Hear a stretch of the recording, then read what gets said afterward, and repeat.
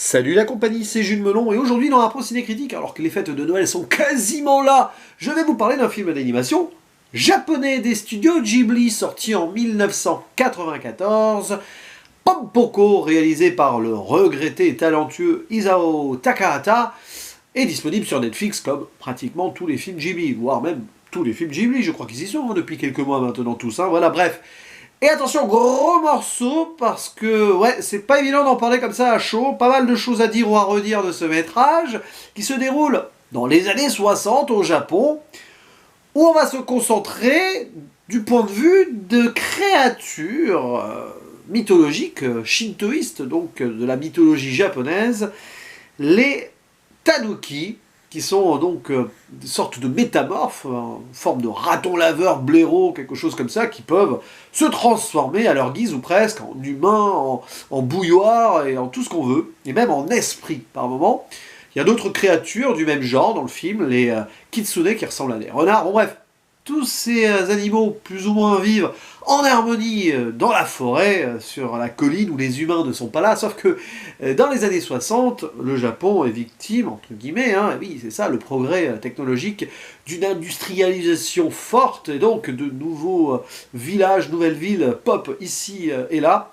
Et on est près de Tokyo, ici sur la colline de Tama, un endroit réel, qui a vraiment connu ce qui s'est passé dans le film, sauf que pour les esprits, bon bah là, on laisse parler un petit peu la magie, parce que oui, film qui se concentre donc sur ces petites créatures, et on va voir un petit peu leur dilemme, c'est-à-dire vivre parmi les humains ou pas, ou affronter les humains, faire en sorte que les humains les acceptent malgré tout, et on va suivre ceci sur presque 2 heures de métrage, et je ressors de là un peu mitigé, même si objectivement c'est magnifique, ça appelle au rêve, à l'évasion.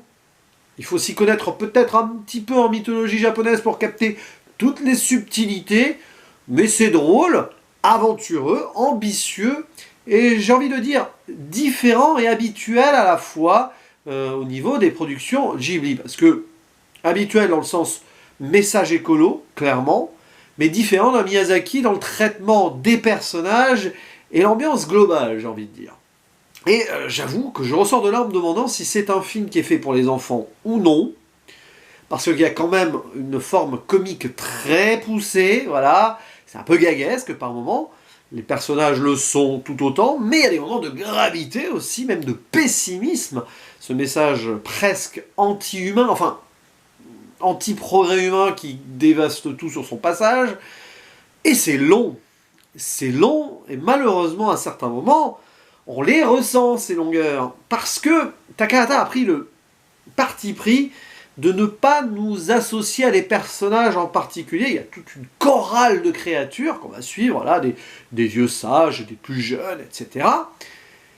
Et c'est peut-être ce qui manque, une sorte de fil rouge, même si on a ce narrateur là qui revient et tout. D'ailleurs, ça fait que le film est très bavard et à un moment, ça alourdit un propos qui est déjà plutôt complexe tout en étant léger. Ouais, c'est un métrage qui est un petit peu métamorphe, voilà, à l'image de ces bestioles qui peuvent se transformer.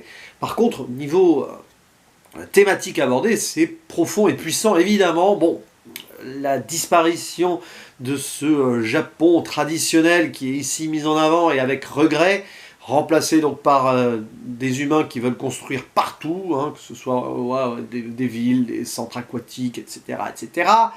L'oubli de ces humains de certaines références mythologiques, comme quoi ils ne croient plus en rien. Il y a une scène qui m'a marqué, à un moment où il y a des esprits qui défilent, et on voit 2 adultes en train de parler en buvant leur saké, en mangeant, et disent, quand on était petits, on se rappelait de tout ça, mais bon, on nous racontait n'importe quoi, ça leur arrive derrière eux, ils y croient pas, même quand ils le voient, ils se disent que c'est le fait qu'ils en aient parlé ensemble qui fait qu'ils aient vu ce qu'ils aient pu voir, quoi. Et donc c'est un film qui dénonce un petit peu cette perte de croyance, quelque part. Je ne sais pas si on peut le qualifier de profondément shintoïste, ce métrage. J'en sais rien, traditionnaliste, oui.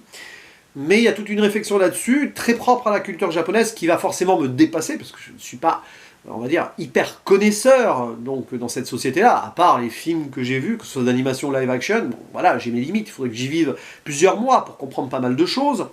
Voilà. Donc je ne vais pas juger là-dessus, mais nous, en tant qu'occidentaux, on regarde ça d'un œil, on va dire, intéressé, parce qu'on découvre un autre univers, même si on a déjà vu ça dans d'autres films japonais. Sauf que là, quand même, c'est poussé à l'extrême. Notamment, donc, je parlais de ces spectres à un moment, avec toutes sortes de monstres qui apparaissent. C'est magnifique. Hein. C'est... Waouh! J'avais pas autant pris mon pied visuel sur le plan monstre mythologique, folklorique japonais depuis le voyage de Chihiro. C'est un passage brillant qui dure 4-5 minutes, mais le souci du métrage, c'est qu'il y a aussi beaucoup de moments de temps mort qui... Pas qui nous perdent un petit peu, mais bon, le côté girouette des... Tanuki quand même, un coup on essaye, un coup on essaye de faire ami avec les humains ou pas, enfin on essaye de s'insérer parmi eux, un coup il faut aller les tuer, faire la guerre, etc. On voit qu'ils sont paumés, mais c'est un petit peu le problème aussi, c'est que de cette population, ce peuplade, imaginons qu'elle existe vraiment, allez, pourquoi pas, soyons fous, croyons. Bah oui, elle doit aussi s'adapter, comme les humains essayent de s'adapter, pardon, ou pas justement suffisamment par rapport à la nature en empiétant sur celle-ci.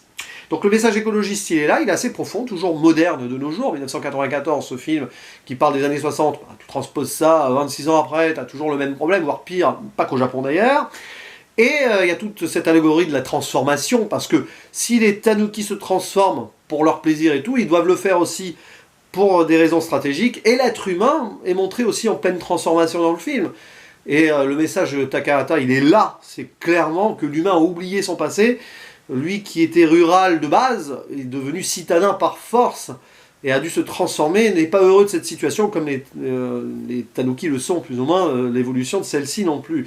Donc il y a beaucoup de choses à dire sur le plan philosophique, presque poétique et folklorique, là c'est d'une richesse absolue, c'est pour ça qu'en parler comme ça après un visionnage, c'est un peu vain. Après, voilà, je suis un petit peu resté hacké sur certains points, pourtant au début c'est très prenant, voilà, les 30, 45 premières minutes, etc. Puis il y a un énorme ventre mou, puis ça repart avec ce côté spectral à un moment, et puis il y a une fin, ouais, qui se défend, mais voilà, peut-être que c'est un poil longué, ça aurait mérité plus de structure réduite, et quelques personnages plus attachants aussi, ça en manque, voilà. C'est tout ce que j'avais à dire là-dessus. Mais c'est quand même un film que je vous conseille de voir, là, en cette période familiale de fête, pourquoi pas. Et ça fait réfléchir sur certaines choses, clairement. C'est aussi ça la force de beaucoup de films d'animation japonais. C'est tout ce que j'avais à dire sur ce film. Je vous dis à la prochaine. Ciao!